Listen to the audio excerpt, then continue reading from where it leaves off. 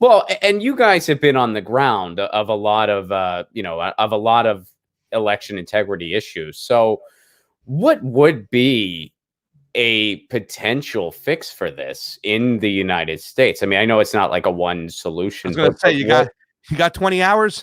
No, but I have like a few minutes to be like, well, what are the bullet points of this is what we have to do to start solving this? Because it's like, well, we need like basically it's like, well, who's doing the counting? I think the best case scenario is like a public counting.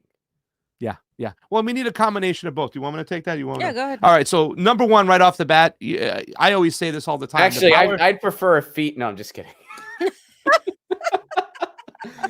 I was like, do I get to say I'd rather fee take? No. Well, I'll let Fee get the stuff I missed because we know about this pretty well. So I always say that the power lies within those who count the votes, not the person who cast the votes.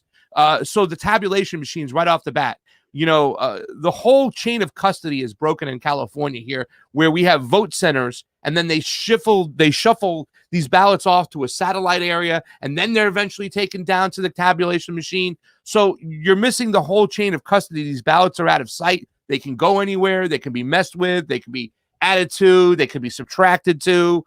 You can really swing an election if you have, if the legislation is for one candidate over the other.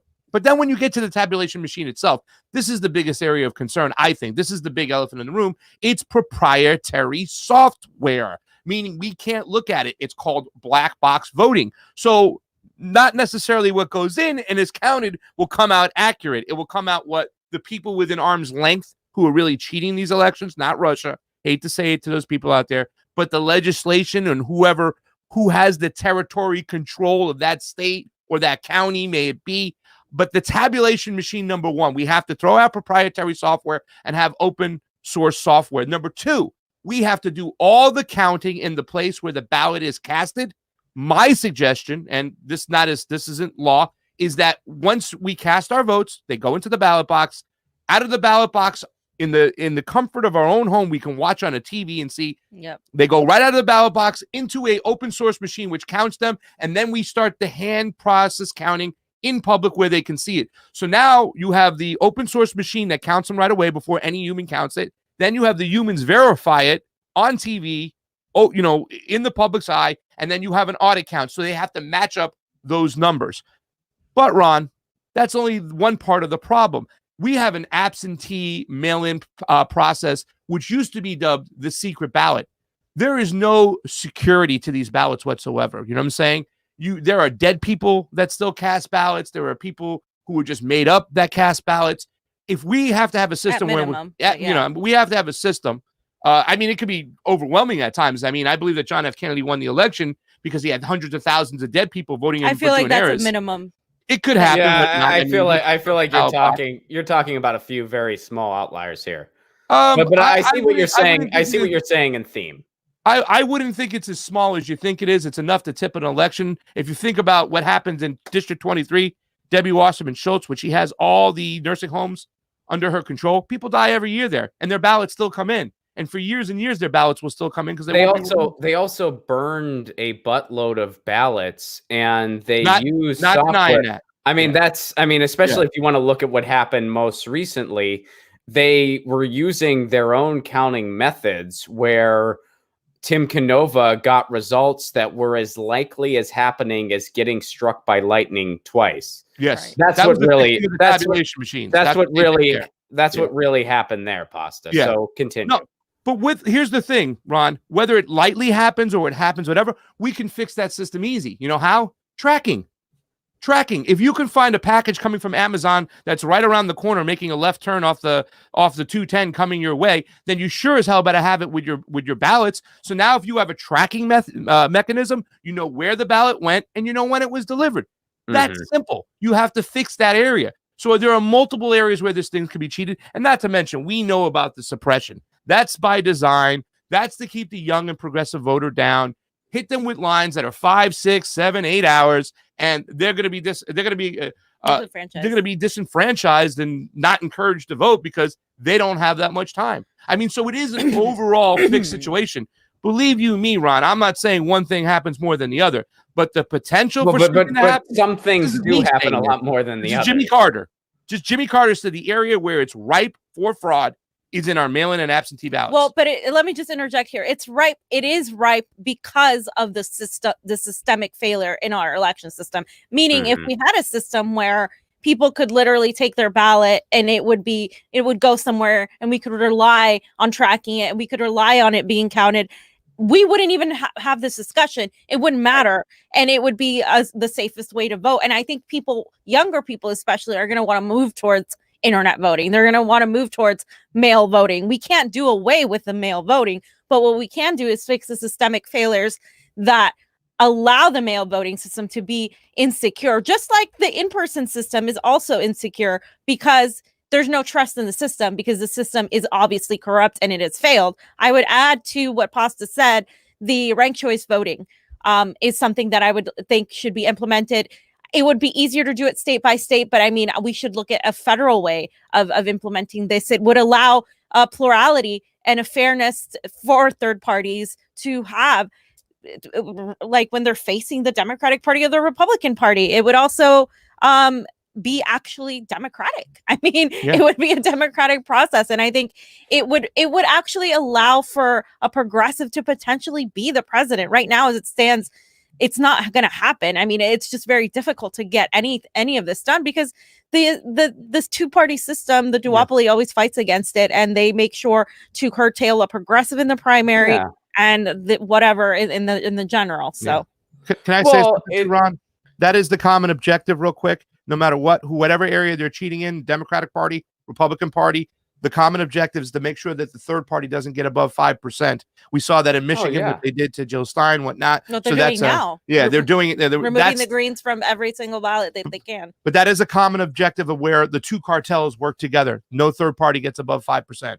Oh, big time, man, because that disrupts their apple cart. I mean, look, it's like the Republicans are only able to behave the way they're able to behave because of how ineffective the Democrats are. Similarly, the Democrats are only able to be how ineffective they are because of how the Republicans behave.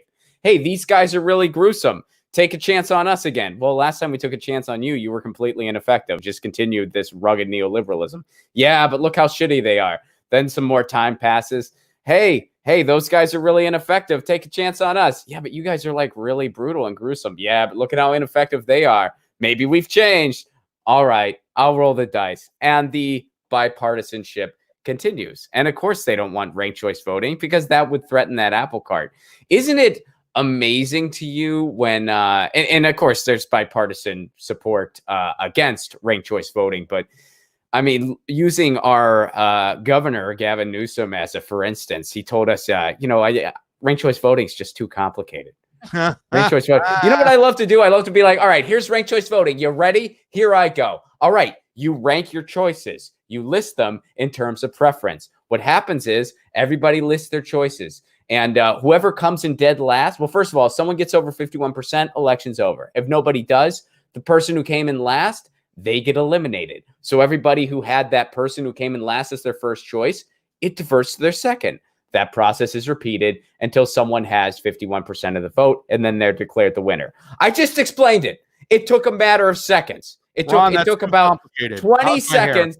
I think you're going to survive, man. I think you get it. It took 20 seconds for me to explain that. Now, explain what we have now. In 20 seconds, explain superdelegates, explain the Electoral College, explain gerrymandering, explain voter purging, explain all this, explain why you use software that has so many freaking red flags it could be used to time a goddamn marathon, yet you use it anyway because you don't care.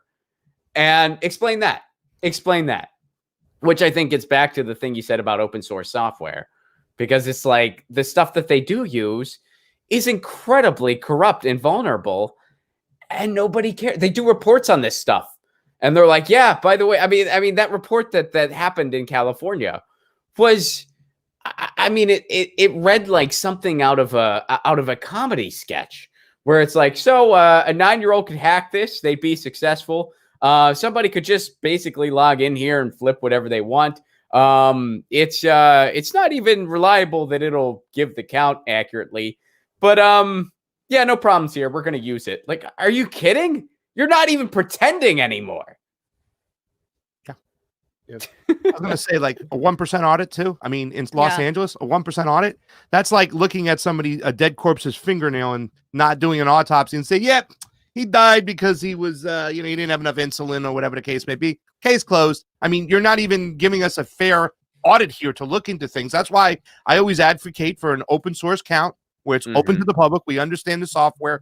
You can either throw some blockchain in there to block it up, but either way, it's going to go miles and beyond miles from what we have now, and then have that hand count in public in the eye in the same place that was casted that ballot for the public to see. So you have a 100% audit. I believe Columbia, New York is the only state or only county that really does that. And let me tell you something, Ron, it happens to both parties. It happens to Republicans and Democrats when it comes to this fraction magic of this black box voting. It happened to this gentleman named Dr. Shiva in Massachusetts, where they hand counted the ballots, was right on the mark with the exit polls. Everything was lining up. But everywhere else, you had that Tim Canova mathematical impossibilities hitting him, and he was just thrown right out. And nobody does anything about it. The fact that Americans are just taking this on the chin, our elections being this fugazi, I'm sorry. It's taboo to say that our election system is a failure. It's taboo to talk about election fraud. And we're the beacon of the world. We're the beacon of the world. We're setting the example for democracy. I mean, come on. Do you think that people would become more politically engaged if there were more transparent elections? I mean, that's a no-brainer.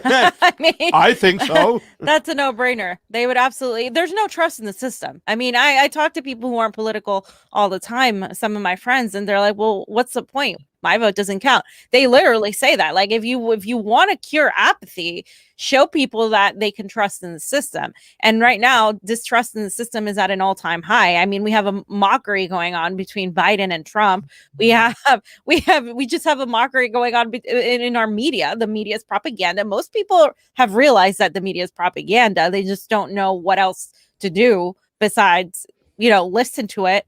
And then we have, of course, the election system and the censorship and the economic turmoil. So people are just like at a loss right now. And I think especially right now more than ever, because there's such a distrust in the system, if you can at least fix something and admit there's a problem, that is the first step. Admitting that there's a problem and talking about it more and having people really rally in their own communities, because I don't think the election system is going to get fixed by us voting for it if our votes don't even count. It's kind of a catch-22. We have to garner attention around it. We have to do things locally, like what Johnny's doing with Raji Robb and the case that Raji brought to the Supreme Court and all of these things that are happening. And it has to come locally first and statewide, I think, before it gets to a national level. And people have to remove the taboo of, talking about election rigging means you're just a sore loser, because even politicians refuse to talk about that because they don't want the stigma of being a conspiracy theorist sore loser. All that has to be removed, and we have to be serious about the fact that our elections are completely unfair and not secure. Get your news on with Ron. Don't you want to know what's going on? We're getting our news on today. Get your news on with Ron. Don't you want to know what's going on? We're getting our news on today. You can tweet me an article at Ron Placone. We'll go through it together and make it our own. Get your